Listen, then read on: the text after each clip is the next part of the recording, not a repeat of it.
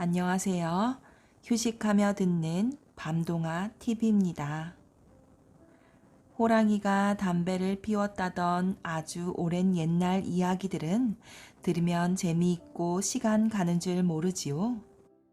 그 중에서도 도깨비가 등장하는 옛 이야기는 더욱 흥미진진한 것 같습니다. 우리나라 도깨비는 때때로 무서운 모습으로 사람을 괴롭히기도 하지만 순진하고 귀여운 구석이 있어 사람에게 잘 속기도 하지요. 대부분의 도깨비는 사람들을 괴롭히면 사람들이 받는 고통을 즐거워한다고 생각하지만 지금 들려드리는 이야기에 나오는 도깨비는 용감하고 지혜로운 농부를 만나 자기의 잘못을 뉘우치게 되는 어떻게 보면 귀여운 도깨비라고 할 수 있습니다. 여러분들도 무섭다고 무조건 도망만 치지 말고 용감히 맞설 줄 아는 용기를 가져보는 건 어떨까요? 오늘 들려드리는 옛 이야기들 재미있게 들으시고 편안한 휴식 되세요. 도깨비를 물리친 농부. 옛날 어느 산속 외딴 집에 도깨비가 나온다는 소문이 돌았어요. 그러자 어느 용감한 농부와 아내가 외딴 집으로 이사를 가기로 했지요. 여보, 그런데 도깨비가 나오면 무서워서 어떻게 하지요? 도깨비는 없으니 걱정 마시오. 농부와 아내는 이사를 하고 나서 아무도 살지 않아 망가진 집을 깨끗하게 수리하였어요. 이만하면 우리가 살기에 알맞은 집이구려. 그날 저녁 농부와 아내는 몸은 힘들었지만 마음은 흐뭇했어요. 여보, 힘든데 일찍 잠자리에 듭시다. 여보, 힘든데 일찍 잠자리에 듭시다. 잠을 자려던 농부와 아내는 천장에서 나는 소리에 깜짝 놀랐어요. 이게 무슨 소리야? 이게 무슨 소리야? 에그머니 우리 말을 따라하네. 에그머니 우리 말을 따라하네. 도깨비가 있다는 말이 정말이었나 봐요. 도깨비가 있다는 말이 정말이었나 봐요. 화가 난 농부가 소리쳤어요. 나쁜 도깨비야, 어서 썩 꺼져라.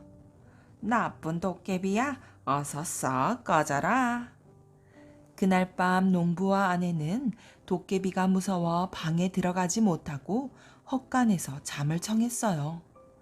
다음 날부터 농부는 어떻게 하면 도깨비를 쫓아낼지 궁리를 했지요. 옳지, 그러면 되겠구나. 농부는 아내를 데리고 다시 방으로 들어갔답니다. 그리고 며칠 동안 아무 말도 하지 않았어요. 며칠이 지나자 심심해진 도깨비가 먼저 말을 걸어왔지요. 아저씨, 거기 있는 거 다 알아요. 아저씨, 거기 있는 거 다 알아요. 아저씨, 심심한데 저하고 이야기 좀 해요. 아저씨, 심심한데 저하고 이야기 좀 해요. 농부가 계속해서 도깨비가 한 말을 따라하자 도깨비는 엉엉 울었어요. 아저씨, 제가 잘못했어요. 그만하세요. 아저씨, 제가 잘못했어요. 그만하세요. 한참을 훌쩍거리던 도깨비는 슬그머니 집을 나가버렸어요. 도깨비가 사라진 후로 농부 부부는 그 집에서 오랫동안 행복하게 잘 살았답니다. 꼴이 빠진 호랑이.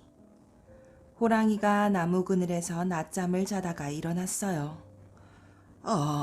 잘 잤다. 그런데 배가 좀 고프네. 호랑이는 입을 쩝쩝거리며 주위를 둘러보았지요. 뭐 좀 먹을 것이 없나? 그때 풀숲에서 토끼 한 마리가 튀어나왔어요. 토끼는 나무 아래에 호랑이가 있는 줄도 모르고 깡충거리며 뛰어왔어요. 웬 토끼야? 토끼를 본 호랑이는 얼른 나무 뒤로 숨었지요. 그러고는 토끼가 가까이 오자 와락 덮쳤어요. 엄마야. 토끼는 호랑이에게 잡히고 말았지요. 그렇지 않아도 배가 고팠는데 잘 됐군. 호랑이는 토끼를 머리부터 먹을까 꼬리부터 먹을까 궁리했어요. 호랑이님, 잠깐 제 말 좀 들어보세요. 토끼가 얼른 꾀를 내었어요. 뭐야? 할 말이라도 있다는 거냐? 호랑이는 토끼를 잡아먹으려다 멈추었어요. 사실은 제가 지금 돌떡을 구워 먹으려고 했거든요. 뭐? 돌떡이라고? 호랑이는 돌떡이라는 말에 귀가 솔깃했어요. 호랑이는 떡을 아주 좋아했거든요. 그래, 그 돌떡이 맛있냐? 그럼요, 얼마나 맛있는데요. 지금 구워 드릴까요? 토끼는 생글생글 웃으며 호들갑스럽게 말했어요.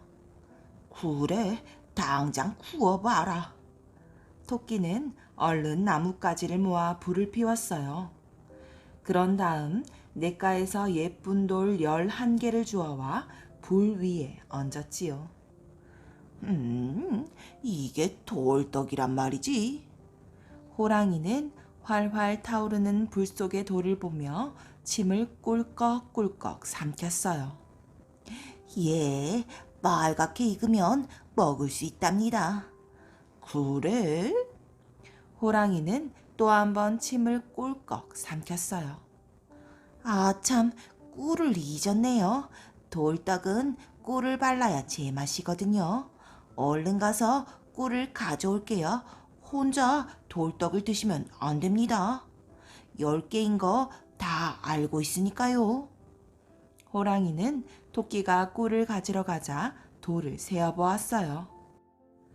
하나, 둘, 셋, 넷. 아니, 11개잖아. 호랑이는 돌을 다시 세어보았어요. 11개가 맞네. 토끼 녀석 바보 아니야? 호랑이는 발갛게 달궈진 돌을 냉큼 집어 꿀꺽 삼켰어요. 아이고 뜨거워라. 호랑이는 펄쩍펄쩍 뛰다가 냇물에 풍덩 뛰어들었어요. 아이고 배야 이 토끼 녀석. 그제야 호랑이는 토끼에게 속은 것을 알았어요. 며칠 뒤에 호랑이는 토끼를 다시 만났지요. 너 이 녀석 잘 만났다. 호랑이는 토끼를 꽉 움켜쥐었어요. 호랑이님, 그날 제가 얼마나 찾았다고요? 아니, 왜? 호랑이는 화가 조금 풀렸어요. 돌떡은 꿀을 발라야 뜨겁지 않고 말랑말랑해지는데 꿀을 구해서 가보니 안 계시더라고요. 그랬었구나. 호랑이는 토끼를 슬며시 놓았어요. 어쨌든 죄송해요. 대신에 이번엔 참새를 실컷 먹게 해드릴게요. 그게 정말이냐? 호랑이는 다시 귀가 솔깃해졌어요. 그럼요. 눈을 감고 입만 벌리고 계세요. 참새가 우르르 들어갈 거예요. 호랑이는 토끼가 시키는 대로 눈을 감고 입을 떡 벌렸어요. 얼마 있다가 후두둑 하는 소리가 들렸어요. 옳지, 참새들이 날아오는구나. 호랑이는 입을 더 크게 벌렸어요. 그런데 왜 이렇게 뜨거워? 호랑이는 더 이상 참지 못하고 눈을 번쩍 떴지요. 그런데 이게 뭐예요? 토끼는 없고 주위에 풀들이 후루룩 타고 있었어요. 호랑이 살려! 호랑이는 몸에 붙은 불을 끄려고 냇가로 달렸어요. 강물이 꽁꽁 언 겨울이 되었어요. 호랑이는 강 얼음 위에 토끼가 있는 것을 보았지요. 옳지, 요 녀석 딱 걸렸다. 호랑이는 얼른 뛰어가 토끼 앞에 섰어요. 오늘은 꼭 너를 잡아먹고야 말겠다. 그러자 토끼가 호랑이를 빤히 쳐다보며 조그마한 소리로 말했어요. 조용히 하세요. 지금 호랑이님 드리려고 물고기를 잡는 중이에요. 뭐? 날 주려고? 얼마나 잡았는데? 호랑이는 금세 또 입맛을 다졌지요. 아직 잡지는 못했고요. 곧 이리로 튀어나올 거예요. 토끼는 뚫어진 얼음 구멍을 가리켰어요. 그래, 이만큼 잡거라. 난 물고기를 아주 좋아하니까. 호랑이는 팔을 크게 벌려 보였어요. 그런데 물고기를 잡으려면 미끼가 있어야 되거든요. 토끼는 호랑이 귀에다 대고 속닥거렸어요.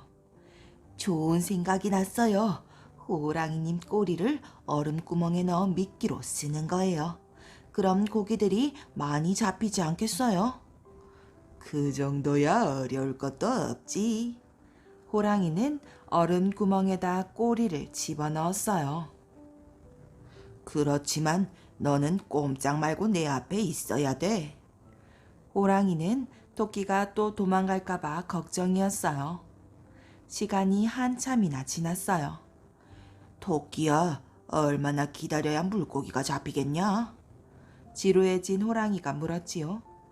조금만 더 기다리세요. 곧 큰 물고기가 잡힐 거예요. 호랑이는 다시 한참을 기다렸어요. 토끼야, 아직 멀었냐? 호랑이는 꼬리가 너무 시려워 다시 물었어요. 그럼 어디 볼까요? 토끼는 호랑이 꼬리 주위의 얼음을 두드려 보았어요. 아주 딱딱하게 얼었지요. 그러자 토끼는 슬금슬금 도망가며 말했어요. 잘 있어라, 어리석은 호랑이야. 호랑이는 토끼를 쫓아가려고 했으나 물에 빠뜨린 꼬리가 얼어붙어 꼼짝할 수가 없었어요. 한참이나 낑낑대고서야 겨우 꼬리를 뺄 수 있었답니다. 황금똥을 싸는 고양이. 옛날 바닷가 어느 마을에 가난하지만 착한 어부와 그의 아내가 살고 있었어요. 어느 추운 겨울날 어부의 아내는 생선을 팔러 나갔지요. 오늘은 생선이 하나도 안 팔리네. 그렇지, 언니에게 생선을 좀 사달라고 부탁해야겠다. 어부의 아내는 부잣집으로 시집간 언니를 찾아갔어요. 언니, 오늘 생선이 아주 싱싱해요. 생선 좀 사주세요. 아유, 피린내. 어서 치우지 못하겠니? 우리는 고기만 먹지 생선은 먹지 않는다고. 그런 줄 몰랐어요. 미안해요. 언니에게 쫓겨난 어부의 아내는 집으로 돌아가는 길에 잠시 쉬어가기로 했답니다. 아주머니, 아주머니. 깜짝 놀란 어부의 아내가 소리나는 쪽을 바라보니 생선이 말을 하고 있었어요. 아주머니, 전 바닷속 용왕님의 아들인데 세상 구경을 나왔다가 그물에 걸렸답니다. 저를 살려주세요. 어쩐지 오늘 생선이 하나도 안 팔린다 했더니 너 때문에 그런 모양이구나. 어부의 아내는 생선을 바다에 놓아주었어요. 그러자 물고기는 늠름한 왕자가 되어 바다에서 걸어 나왔지요. 아주머니, 정말 고맙습니다. 저와 같이 용왕님을 보러 용궁으로 갑시다. 용왕님은 어부의 아내를 반갑게 맞아주었어요. 아들을 살려주어 정말 고맙구려. 내 그대에게 작은 감사의 선물을 드리리다. 어부의 아내는 용왕님이 건네주는 고양이 한 마리를 들고 집으로 돌아왔어요. 용왕님이 이 고양이에게 하루에 노란콩 5알만 먹이라고 했지? 어부의 아내가 노란콩 5알을 먹이자 놀랍게도 고양이는 노란 금똥을 쌌지요. 어부의 집은 고양이의 금똥으로 얼마 지나지 않아 부자가 되었어요. 이 소식을 들은 부자 언니가 쫓아왔지요. 금똥 싸는 그 고양이를 나에게 빌려주렴.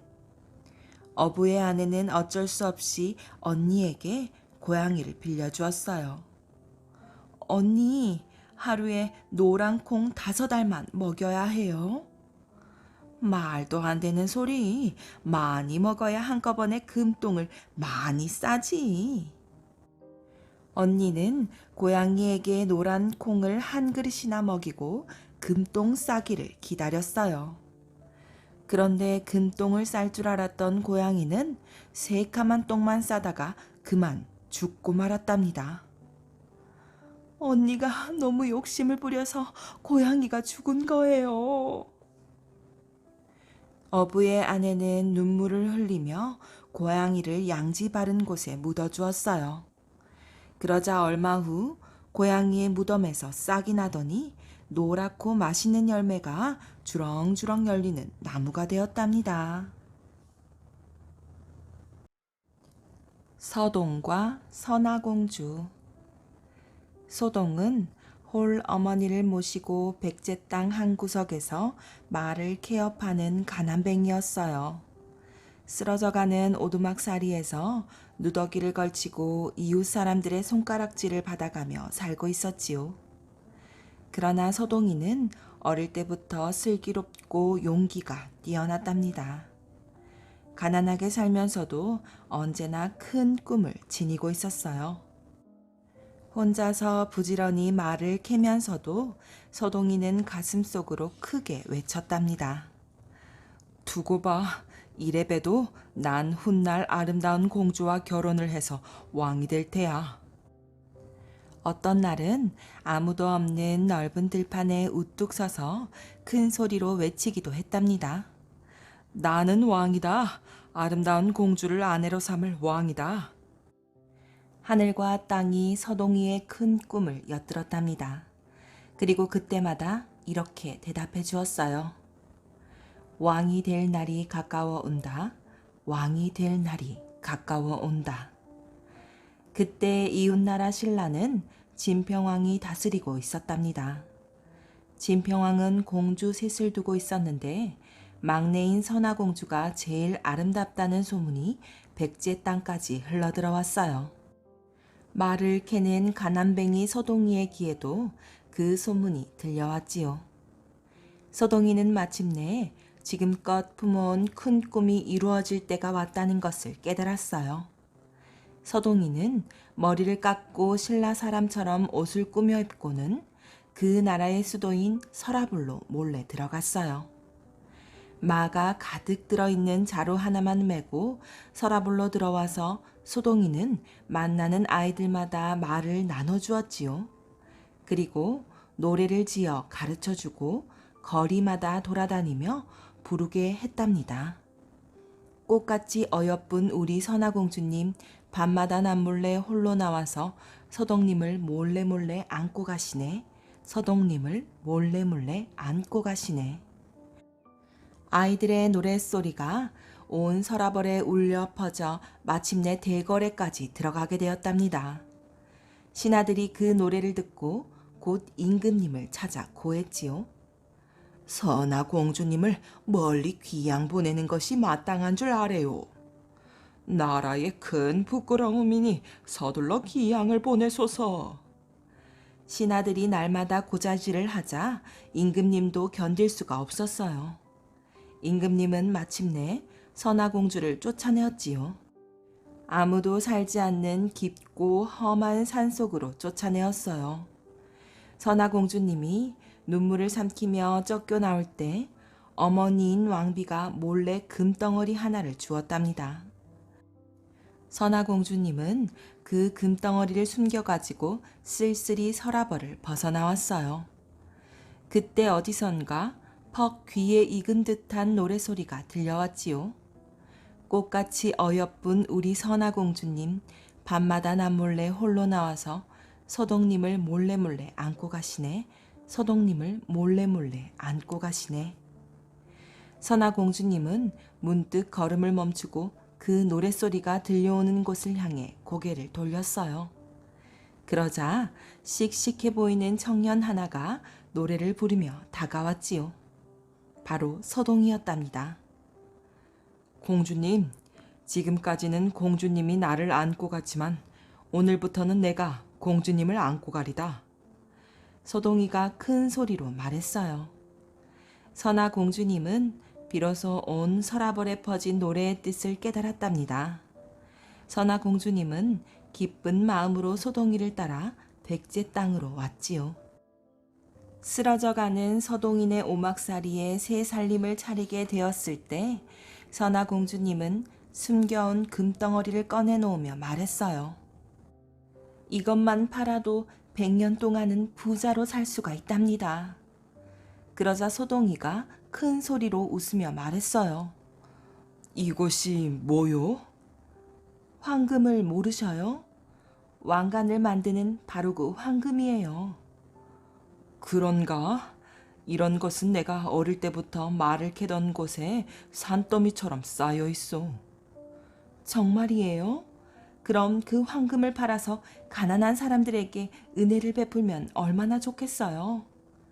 선아 공주님이 놀라며 기쁜 목소리로 말했지요. 어렵지 않은 일이요. 소동이는 곧 그곳으로 달려가 산더미 같은 금덩어리를 모아가지고 왔답니다. 그리고 그것을 팔아서 가난한 사람들을 도와주었어요. 누구나 골고루 도와주었으므로 소동이는 점점 많은 사람들에게 사랑을 받게 되었답니다. 그래서 마침내 임금님이 되어 나라를 다스리게 되었어요. 어릴 때의 큰 꿈이 열매를 맺게 된 것이지요. 그가 바로 백제의 제30대 임금 무왕이랍니다. 산삼동자. 옛날 깊고 깊은 지리산 산골에 한 부부가 살고 있었어요. 부부는 오순도순 정답게 살았지만 자식이 없어 늘 아쉬웠지요. 나이가 들수록 자식을 그리는 마음은 더욱 간절해졌답니다. 애가 타던 남편은 산삼이 아이를 갖게 해준다는 소문을 듣게 되었어요. 산삼이야, 부르는 게 값인데 우리 살림에 어림도 없고 아무래도 내가 산삼을 찾아 나서야겠다. 남편은 산삼을 부인에게 다려 먹여야겠다고 생각했어요. 뒷마당에 맑은 물 한 사발을 떠놓고 산신께 빌고 빌었지요. 비나이다, 비나이다, 산신님께 비나이다. 부디 귀하디 귀한 산삼을 찾게 해주십시오. 다음 날부터 남편은 산삼을 찾아 매일같이 지리산을 헤매었어요. 여러 날 산속을 헤맨 끝에 가파른 벼랑 위에 있는 산삼을 찾아냈지요. 신받다. 남편은 벼랑을 타고 기어 올라가 산삼을 캐내었어요. 그러나 아차 하는 순간 발을 헛디뎌 벼랑 아래로 떨어지고 말았지요. 정신을 잃은 남편이 깨어보니 상처가 너무 깊었어요. 다행히 지나가던 나무꾼의 도움으로 겨우 집으로 돌아왔답니다. 부인, 이 산삼을 다려먹고 꼭 아이를 낳아주오. 남편은 부인에게 산삼을 쥐어주고는 그만 숨을 거두었답니다. 부인은 산삼을 다려먹고 눈물을 흘리며 산신께 빌었지요. 제 남편의 목숨과 바꾼 산삼을 먹고 이렇게 비나이다. 제발 아이 하나만 낳게 해주세요. 죽은 남편의 정성이 하늘에 닿은 걸까요?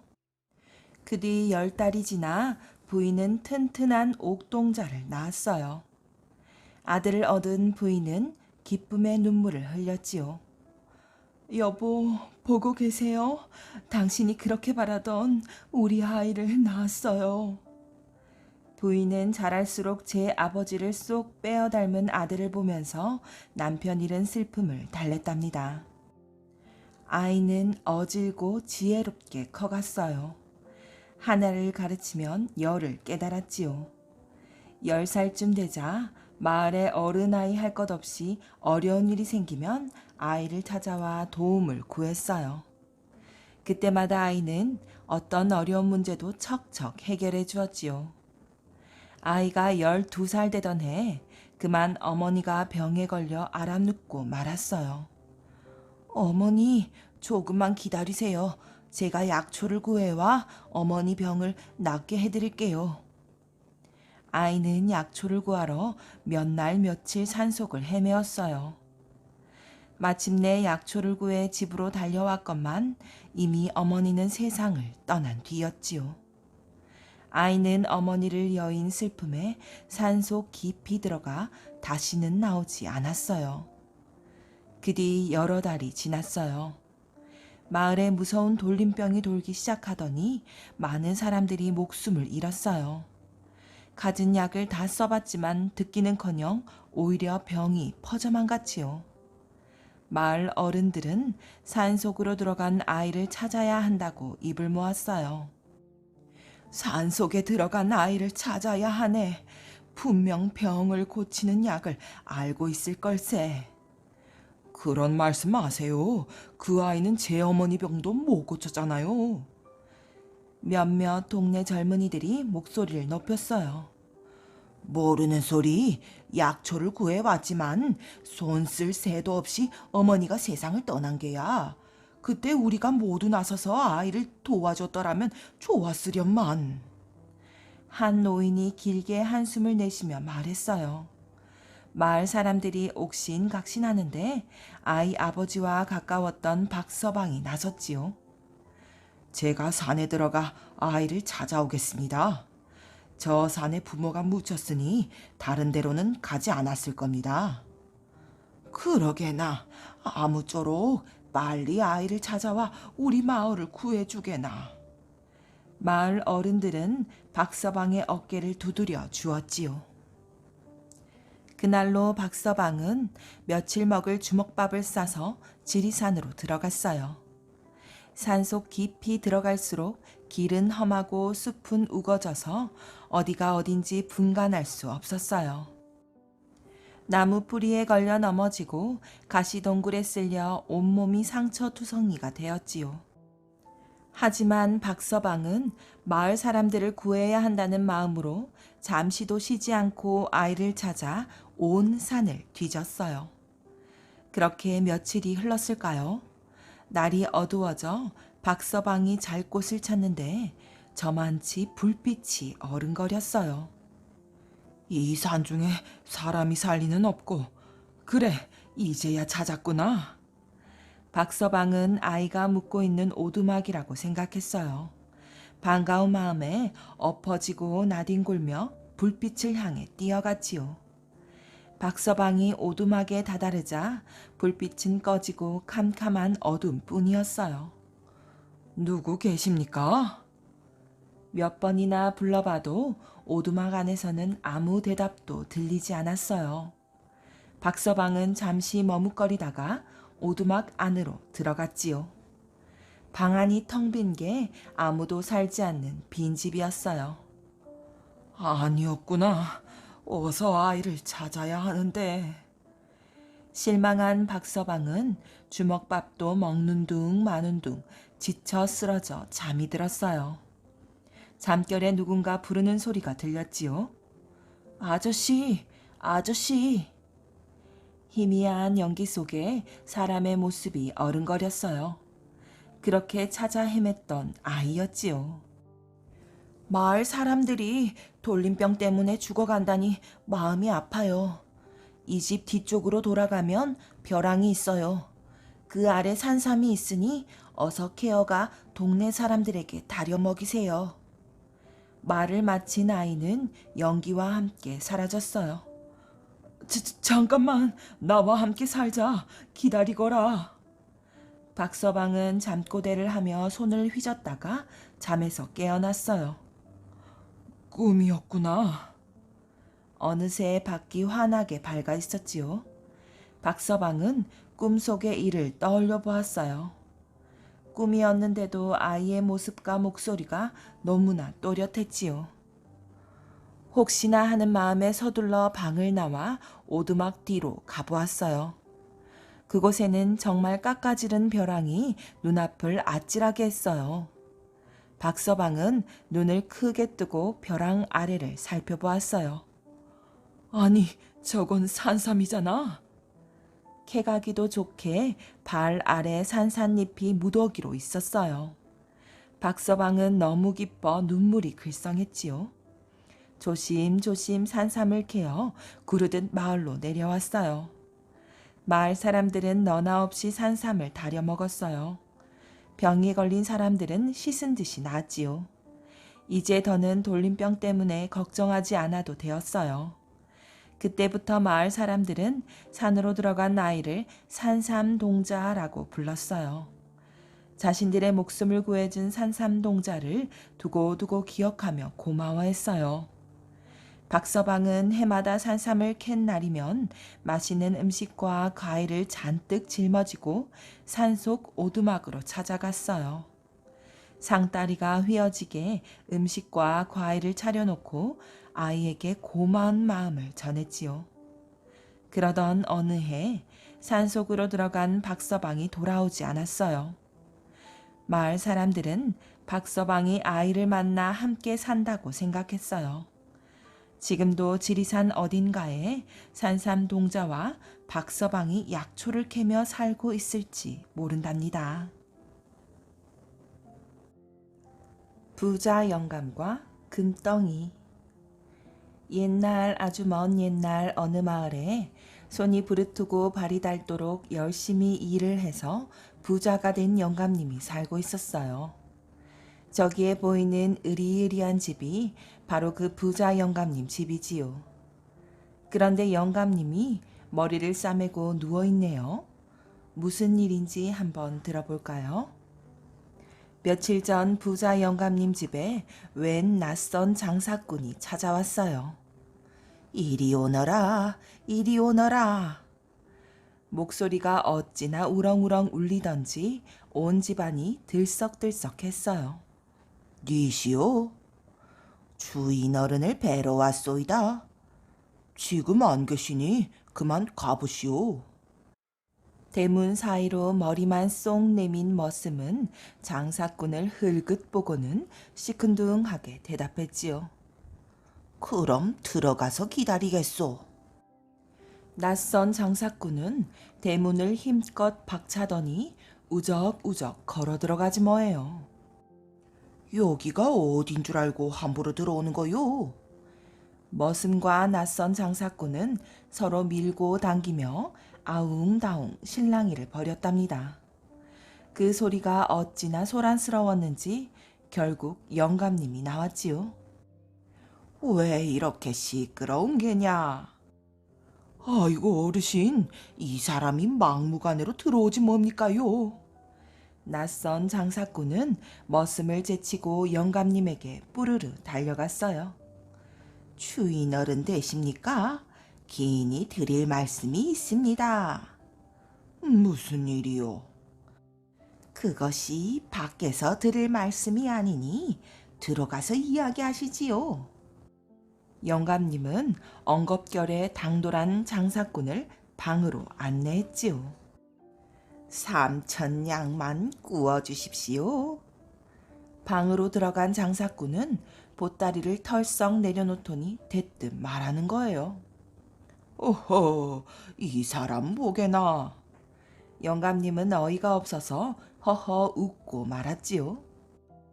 알지도 못하는 뜨내기 장사꾼이 다짜고짜 큰 돈을 구워달라니 웃음밖에 더 나오겠어요? 내가 당신을 언제 보았다고 그렇게 큰 돈을 구워주겠소? 그러자 장사꾼은 옆에 있는 보따리를 해작해작 풀더니 번쩍번쩍 빛나는 금덩어리를 꺼내놓는 게 아니겠어요? 당장 돈이 필요한데 돈 몇천 냥 쓰려고 이 귀한 물건을 팔 수도 없고, 그러니 이 금덩어리를 맡아주시고 대신 돈을 좀 구워주십시오. 금덩어리를 본 부자 영감님은 입을 다물지 못했어요. 태어나서 이렇게 커다란 금덩어리는 처음 보았거든요. 아니, 이게 진짜 금이요. 저를 믿지 못하신다면 다른 곳으로 가보겠습니다. 이 세상에 부자가 영감님밖에 없는 줄 아십니까? 장사꾼은 버럭 화를 내며 도로 보따리를 싸려고 하는 거예요. 아니 그 성격도 급하구먼. 누가 안 빌려준다고 했는가? 영감님이 가만 생각해 보니 꽤 괜찮은 제안인 거예요. 그만한 금덩어리라면 몇천 양어치는 될 테니 혹시 장사꾼이 돈을 갚지 않더라도 영감님에게는 큰 이익이 아니겠어요? 영감님은 기꺼이 3,000양을 꾸어주었지요. 약속한 날까지 돈을 꼭 갚아야 하네. 물론이지요. 제 금덩어리나 잘 간수해 두십시오. 낯선 장사꾼이 다녀가고 며칠이 지났어요. 오랜만에 금광을 하는 조카가 영감님 집에 들렀지요. 무슨 좋은 일이라도 있으십니까?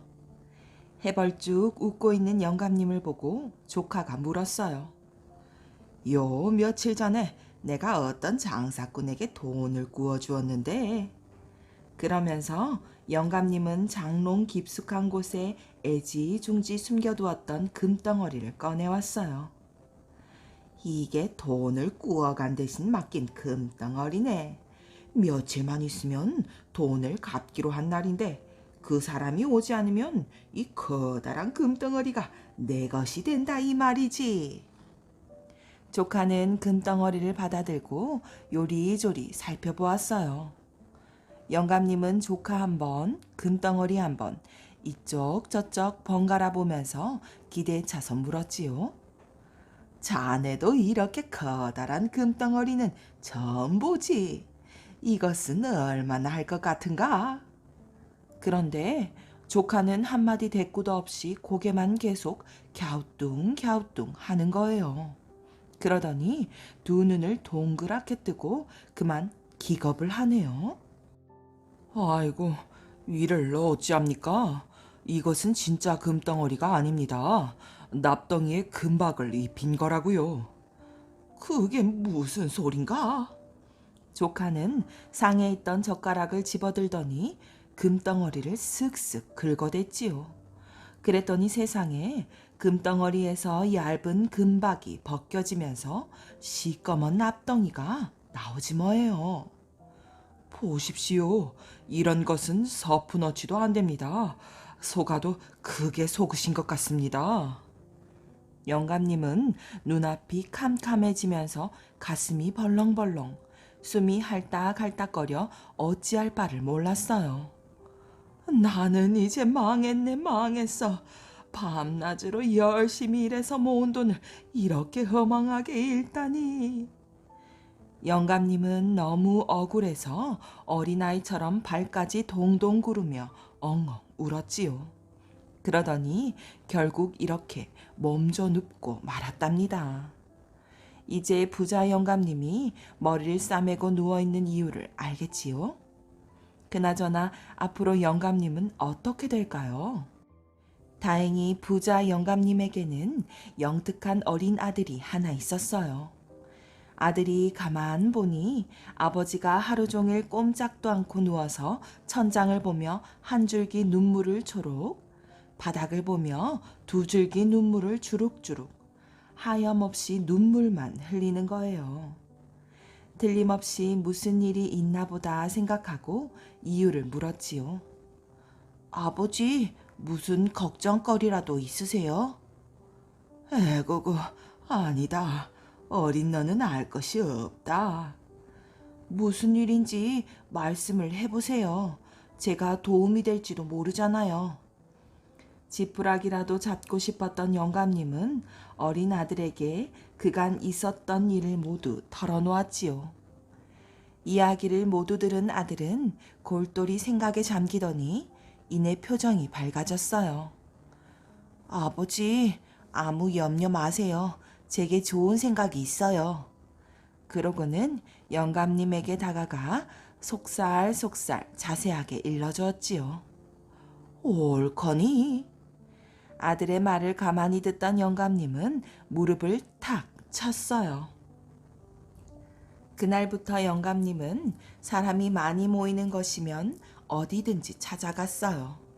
잔치집에도 기웃, 초상집에도 기웃, 장터에도 기웃기웃, 밭에도 기웃기웃, 이리 기웃 저리 기웃하며 온 마을을 돌아다녔지요. 가서는 다짜고짜 울음부터 터뜨리는 거예요. 아이고, 아이고, 글쎄 내 말 좀 들어보시오. 하고는 사람들이 모여들면 영감님은 가슴을 치며 하소연을 시작했어요. 얼마 전에 낯선 장사꾼이 찾아와서는 돈 3,000냥을 구워가며 커다란 금덩어리를 맡기고 갔는데 그만 그 귀한 금덩어리를 도둑 맞았지 뭐요.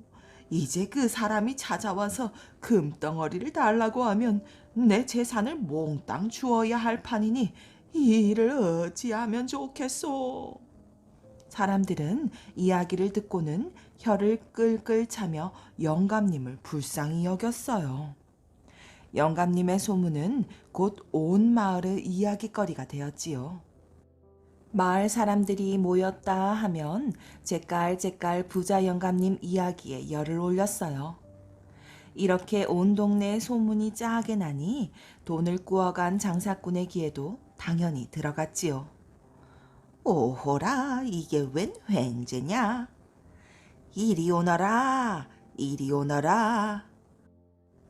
아니나 다를까 돈을 구워간 장사꾼은 의기양양하게 부자 영감님 집을 다시 찾아왔지요. 아이고, 오셨습니까? 이번에는 머슴이 굽실거리며 장사꾼을 맞이하는 거예요. 그러자 장사꾼은 더욱 기세등등해서 당당하게 문을 박차고 들어갔지요. 여기 구워갔던 돈 3,000냥과 이자를 가지고 왔습니다. 자, 이제 제 금덩어리를 돌려주시지요. 장사꾼은 방에 앉기도 전에 돈 보따리를 불쑥 내놓았지요. 왜 이리 서두르나? 어서 앉게나. 돈이 많은지 세어보아야 하지 않나? 영감님은 보따리를 풀어 꼬무락꼬무락 돈을 세어보았어요. 장사꾼은 거들먹거리며 더욱 큰 소리를 쳤지요. 이제 제가 맡긴 금덩어리를 돌려주셔야지요. 설마 그 잃어버리신 건 아니겠지요? 횡재할 일만 남았다고 생각한 장사꾼은 연방 싱글벙글이었지요. 그런데 돈을 다 세고 난 영감님이 오히려 빙그레 웃는 게 아니겠어요? 그러더니 장롱에서 금덩어리를 꺼내와 장사꾼 앞에 턱 내놓는 거예요. 자, 여기 있네. 자네 금덩어리일세. 의기양양하던 장사꾼의 얼굴은 금세 새파랗게 질려버렸어요. 그러고는 금덩어리를 드는 둥 마는 둥 걸음아 날 살려라 하며 도망을 치고 말았어요. 이렇게 해서 부자 영감님은 돈 3,000냥을 고스란히 되찾고 이자까지 챙길 수 있었답니다. 뛰는 놈 위에 나는 놈 있다라는 말이 이 이야기에서 생겨났다지요 아마. 방랑 시인 김삿갓. 어릴 적 김병연의 집안은 무척이나 가난했어요. 아버지는 일찍 돌아가시고 어머니가 삭바느질을 하여 세 형제를 키웠지요. 병연은 자신이 양반이라는 것은 알았지만 조상이 누구이고 어떤 가문인지는 전혀 몰랐어요. 조상 이야기만 나오면 어머니가 화를 내시며 말도 못 꺼내게 하였기 때문이에요. 그런 것은 알 것 없다. 너는 그저 공부나 열심히 하면 돼. 나는 네가 우리 가문을 다시 일으켜 줄 것이라고 믿는다. 그래서 병연은 어머니의 바람대로 밤낮으로 열심히 공부하여 과거 시험을 준비했어요. 드디어 한양으로 과거를 보러 간 병연은 시험 문제를 보고 빙그레 웃었답니다. 정시라는 충신과 김익순이라는 역적을 비교해서 시를 지으라는 문제로구나. 시라면 자신이 있지. 병연은 글을 술술 써내려갔어요. 다른 사람들은 아직 시작도 못하고 쩔쩔매고 있었지만 병현은 제일 먼저 글을 내고 나왔지요. 생각대로 병현은 장원급제를 하였답니다. 그 소식을 듣고 어머니도 무척 기뻐하였어요. 장한 내 아들이로구나. 그런데 시험 문제가 무엇이었느냐? 역적 김익순과 충신 정씨에 대한 시를 짓는 문제였습니다. 병현의 말을 들은 어머니는 깜짝 놀라 몸을 벌벌 떨었어요. 어머니, 왜 그러세요? 무엇이 잘못되었나요? 병현아, 그 김익순이라는 분이 바로 네 할아버지란다. 어머니는 울먹이며 이렇게 말하였어요. 병현은 천청병력 같은 어머니의 말에 그만 털썩 주저앉고 말았지요. 어머니는 말을 계속하였어요. 너의 할아버지는 선천이라는 곳을 다스리는 관리였단다. 인자하고 너그러운 분이었지만 용기가 부족하셨어.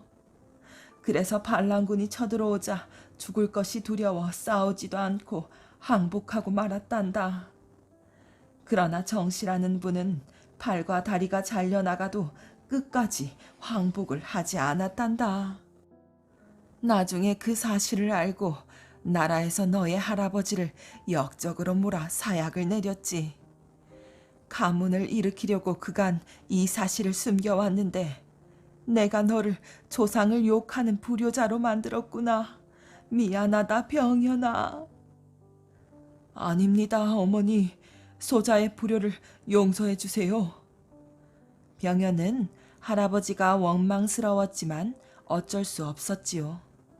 병현은 길을 떠나기로 결심했어요. 정해진 곳은 없었지만 잠시 집을 떠나 머리를 식혀야겠다고 생각한 거예요. 그때부터 병현은 삿갓을 푹 눌러쓰고 세상을 떠돌게 되었답니다. 그가 양반이 쓰는 갓을 쓰지 않고 삿갓을 쓴 이유는 조상을 욕한 죄인이 어찌 하늘 아래 얼굴을 들고 다닐 수 있겠는가 하는 생각에서였지요. 사람들은 그런 병현을 두고 김삿갓이라 불렀어요. 김삿갓은 구름이 떠가는 대로 물이 흐르는 대로 발길이 닿는 대로 정처 없이 걸었어요. 가다가 배가 고프면 주막에 들어가 국밥 한 그릇 사 먹고 다리가 아프면 아무데나 걸터 앉아 쉬었지요. 집을 떠난 지 어느덧 한 달이 지났어요. 그의 모습은 영락없는 거지꼴이었지요. 돈이 없으면 어떤가? 태어날 때도 맨몸으로 온 것을 자연을 벗삼아 이렇게 사는 것이 홀가분하구나. 가진 것은 아무것도 없었으나 마음은 편했어요. 김삿갓은 아름답기로 유명한 금강산을 둘러보며 바위에 글을 남기기도 하고 절이 있으면 하룻밤 묵어가며 그 보답으로 시 한 수를 남겨 놓기도 하였답니다. 이렇게 몇 달 동안 금강산을 구경한 다음 함경도로 발길을 돌렸어요.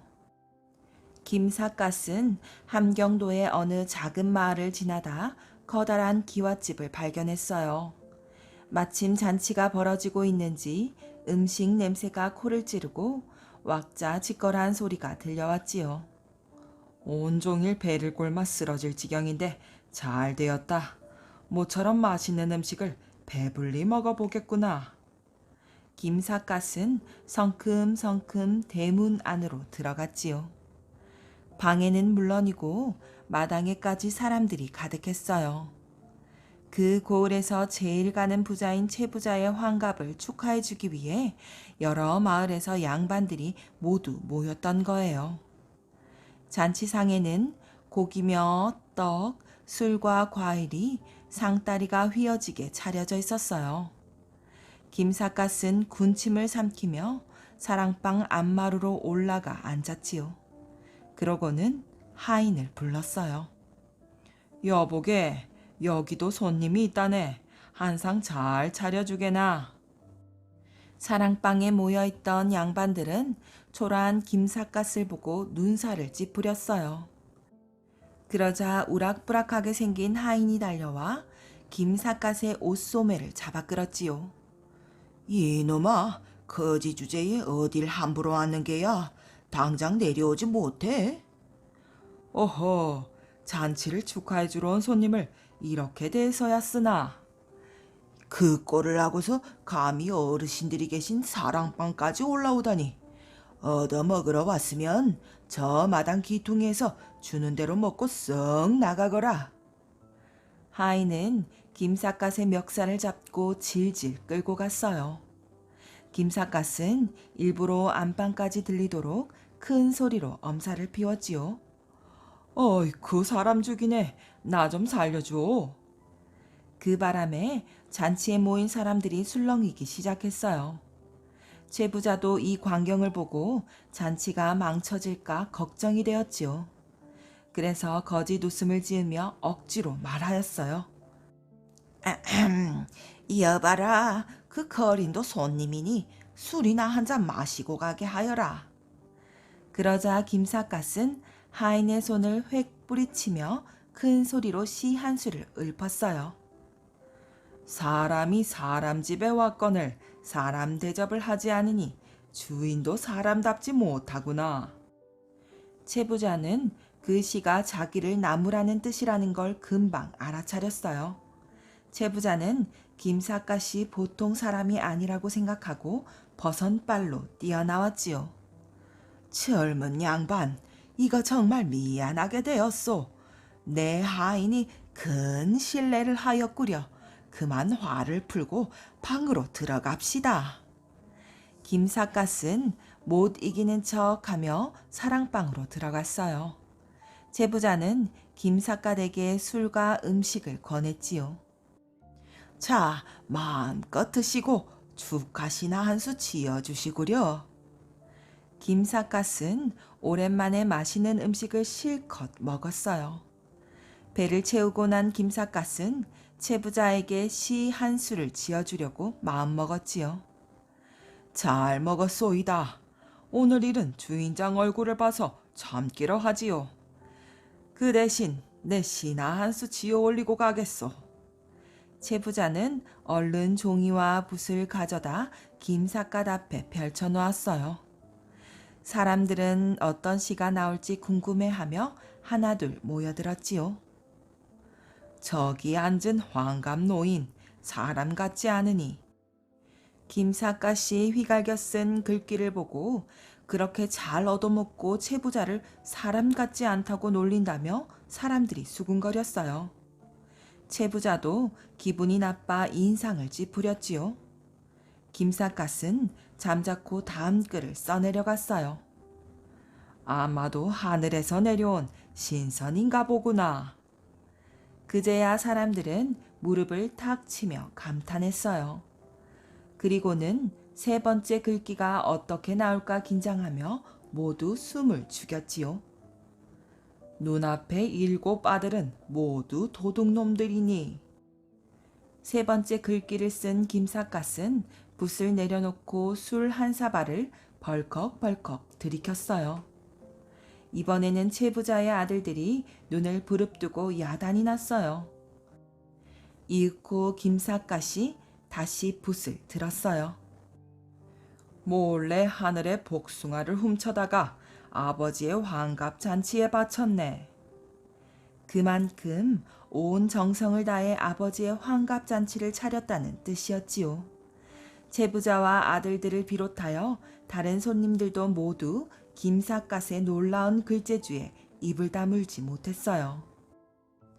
최부자는 김삿갓의 글을 사람들에게 자랑하고 흐뭇해하면서 우리가 사람을 잘못 봤소이다. 이왕 오셨으니 며칠 푹 쉬어가는 게 어떻겠소? 하고 말했어요.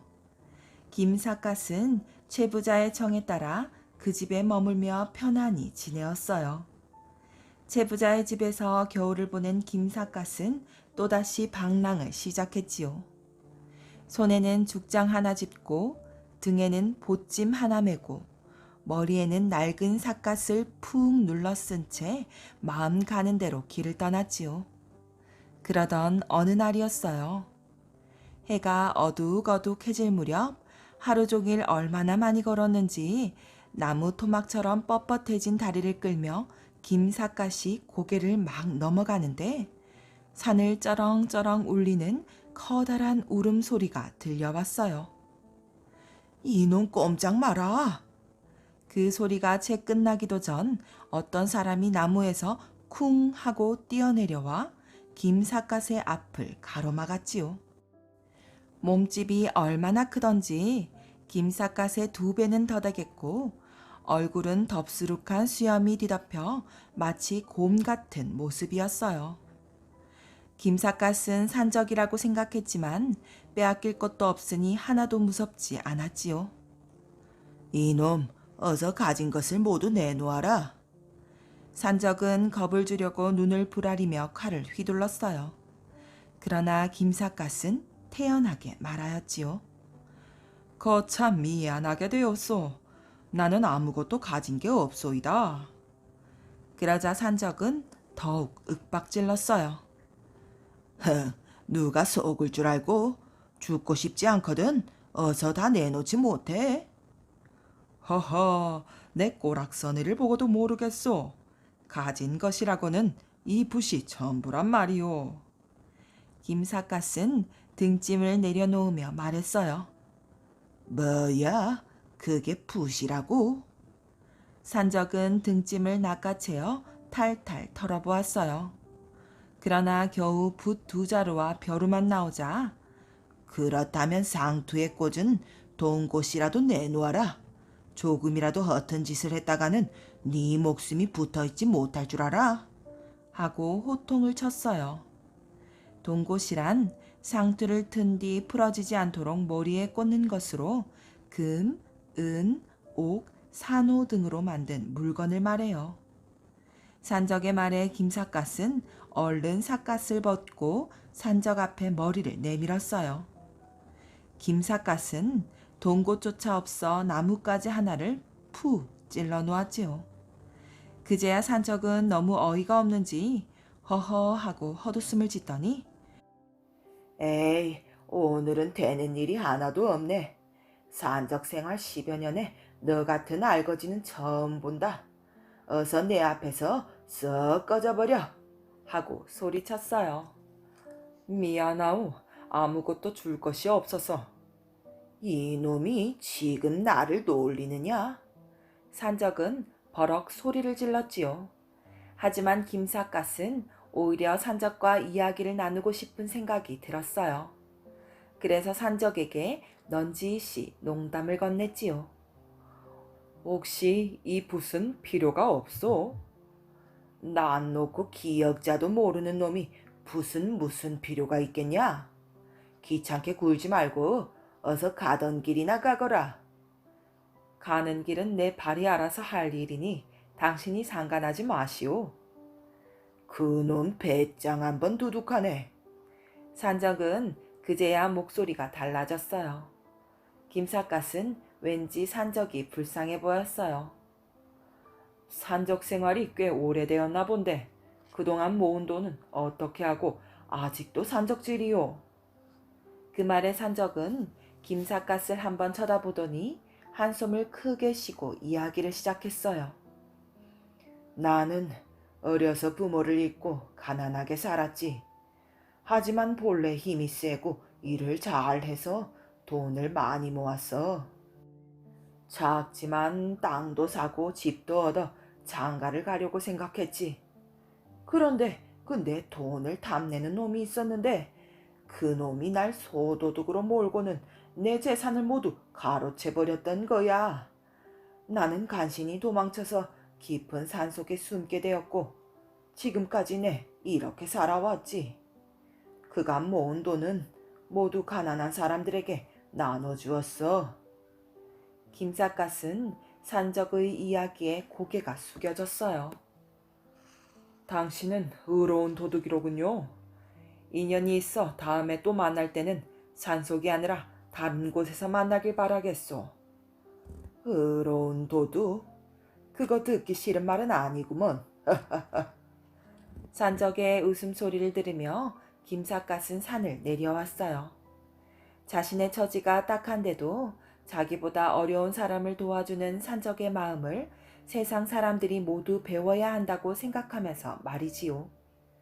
그 뒤 김삿갓은 평생 동안 우리나라 방방곡곡을 돌아다니며 돈과 벼슬을 탐내는 사람들에게는 꾸지람이 담긴 시를 지어주어 따끔하게 혼내주고, 어려운 사람들에게는 따뜻한 마음이 담긴 시를 지어 용기를 주었답니다.